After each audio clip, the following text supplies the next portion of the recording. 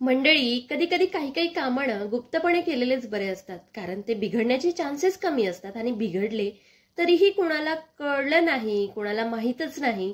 या गोष्टीचं वेगळीच खुशी असते किंवा फ्रस्ट्रेशन येण्याचं कुठल्याही प्रकारचं कारणच राहत नाही. म्हणून आयुष्यामध्ये काही काही गोष्टी ज्या आहे ना, त्या गुप्तपणेच कराव्या. अशा काही 11 गुप्तपणे कराव्याच्या गोष्टी मी तुम्हाला आज या व्हिडिओमध्ये सांगणार आहे. तर व्हिडिओ शेवटपर्यंत नक्की बघा आणि नवीन असाल चॅनलवर तर चॅनलला सबस्क्राईब जरूर करा, व्हिडिओला लाईक करा, शेअर करा आणि सबस्क्राईब करा. चला तर मग बघूयात की अशी कुठली 11 कामे आहेत जे आपल्याला गुप्तपणे करायची आहे. गुप्तपणे करायची म्हणजे काय, तर आपल्याला त्याचा गाजावाजा करायचा नाहीये किंवा सांगत फिरायचं नाहीये, मी हे केलंय, मला हे मिळणार आहे, मला ते मिळणार आहे. सो असं कुठल्याही प्रकारच्या गाजावाजा करायचा नाही, फक्त आणि फक्त त्या गोष्टी करत जायच्या.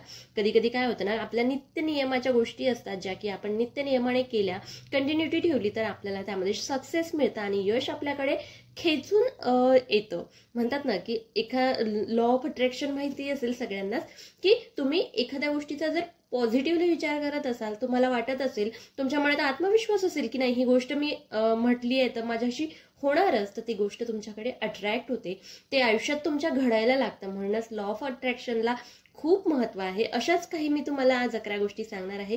तर त्यातली पहिली गोष्ट आहे की तुम्हाला रोज सकाळी झोपेतून उठल्यानंतर ना, प्रथम आपला जो डावा पाय असतो तो जमिनीवर ठेवायचा आहे. असं केल्यानं त्या दिवशी आपल्या कोणत्याच कामामध्ये ना अडथळा येणार नाही आणि ते काम आपलं सक्सेसफुलरित्या होईल. अनुभव नक्की घ्या. दुसरा उपाय आहे की घरातून कामानिमित्त जेव्हा तुम्ही बाहेर पडता तेव्हा आपल्या शर्टच्या, आपल्या पर्समध्ये, लेडीज असाल तर वरच्या खिशात किंवा पर्समध्ये थोडे तरी पैसे नक्की ठेवावेत. ऑनलाईनचा जमाना आहे तरी पण थोडेफार पैसे ठेवावे, कारण मोकळ्या खिशाने, मोकळ्या पर्सनी घराबाहेर पडू नये, कारण पैशाकडेच पैसा अट्रॅक्ट होतो, हे एक शाश्वत सत्य आहे. आणि त्यानंतर तिसरा उपाय जो आहे तो म्हणजे प्रत्येक सोमवारी तुम्हाला महादेवासमोर पिठाने बनवलेला पंचमुखी दिवा लावायचा आहे, जेणेकरून आपले प्रत्येक काम यशस्वीरित्या पार पडेल. नक्की करून बघा.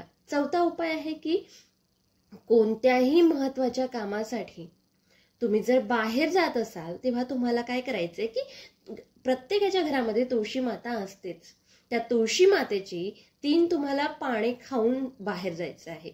असं केल्याने आपल्या कोणत्याही कामामध्ये अडथळा येणार नाही. पाचवी गोष्ट म्हणजे रोज सकाळी उठल्यानंतर पूजा पाठ, आरती करताना आरतीच्या दिव्यामध्ये 3 लवंगा टाकायच्या. असं केल्यानं काय होणार की आपल्या ज्या अडचणी आहेत त्यांचा नाश होतो व आपल्या कामांमध्ये आपल्याला विजय मिळतो, विजय प्राप्त होतो आपल्याला.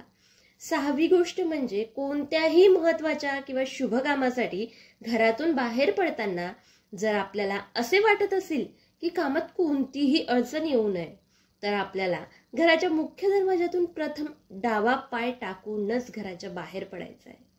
सातवी गोष्ट म्हणजे दर शनिवारी आपल्या हाताने एक पिठाचा पंचमुखी दिवा बनवायचा आणि हनुमान मंदिरामध्ये घेऊन जायचं.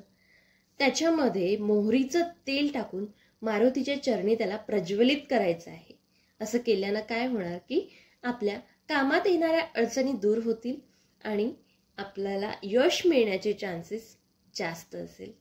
आठवी गोष्ट म्हणजे एक नारळ घ्यायचा. आपला नारळ घेऊन त्याच्यावर कुंकवाचा टिळा लावायचा व आपल्या कामाच्या ठिकाणी बरोबर घेऊन जायचं सोबत. आणि जेव्हा आपले काम यशस्वी होईल तेव्हा तो नारळ गणपतीच्या मंदिरामध्ये अर्पण करून टाकायचा.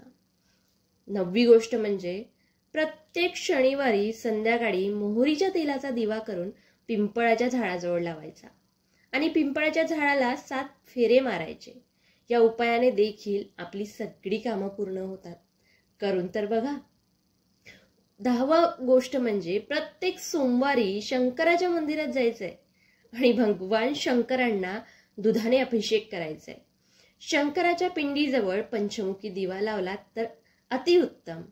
आणि 11वा उपाय जो करायचा आहे ना, तो म्हणजे सकाळी उठल्यानंतर अंघोळ करून तांब्याने तुळशीला जल अर्पण करायचंय आणि तुळशीला 7 वेळा प्रदक्षिणा घालायचंय.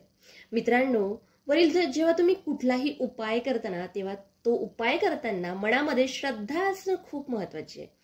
तुम्हाला तुमच्या प्रत्येक चांगल्या कामामध्ये निश्चितच यश मिळेल बरं का.